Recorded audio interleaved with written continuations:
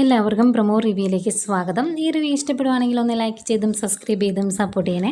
അപ്പോൾ എനിക്ക് നല്ല ദേഷ്യം വരുന്നുണ്ട്. എങ്ങനെയെങ്കിലും നന്ദുവിനെ രക്ഷിക്കണം എന്നുള്ള ഒരു ചിന്തയും അനിയുടെ മനസ്സിലോട്ട് വരുന്നുണ്ട്. കാരണം അനാമിക അത്രയും പറഞ്ഞിട്ട് പോയതുകൊണ്ട് തന്നെ. പിന്നെ കാണിക്കുന്നത് നമ്മുടെ കനകയാണ്.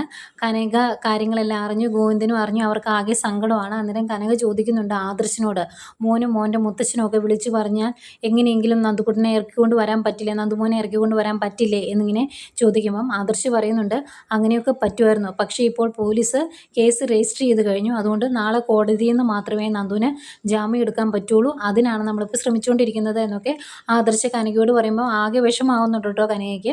ഇത് കഴിഞ്ഞ് ആദർശും നയനയും കൂടെ പോലീസ് സ്റ്റേഷനിലേക്ക് പോവാണ്. അവിടെ ചെന്ന് ആദർശ് എസ് ഐയോട് പറയുന്നുണ്ട്, തെറ്റ് കണ്ടാൽ ആ നിമിഷം പ്രതികരിക്കുന്ന ഒരു പെൺകുട്ടിയാണ് ഞങ്ങളുടെ അനിയത്തി.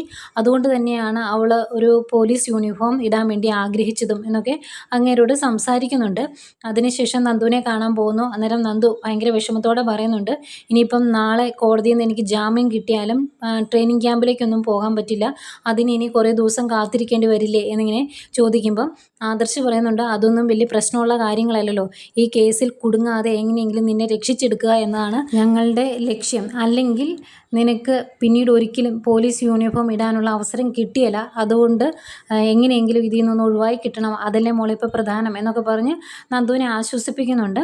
അത് കഴിഞ്ഞ് നയനയുമായിട്ട് സംസാരിക്കുന്നു. നയന നന്ദുവിന് ധൈര്യം കൊടുക്കുന്നുണ്ട്, ആശ്വസിപ്പിക്കുന്നുണ്ട്, കെട്ടിപ്പിടിച്ച്. ഇതൊക്കെ തന്നെയാണ് പ്രമേയമായിട്ട് കാണിച്ചത്.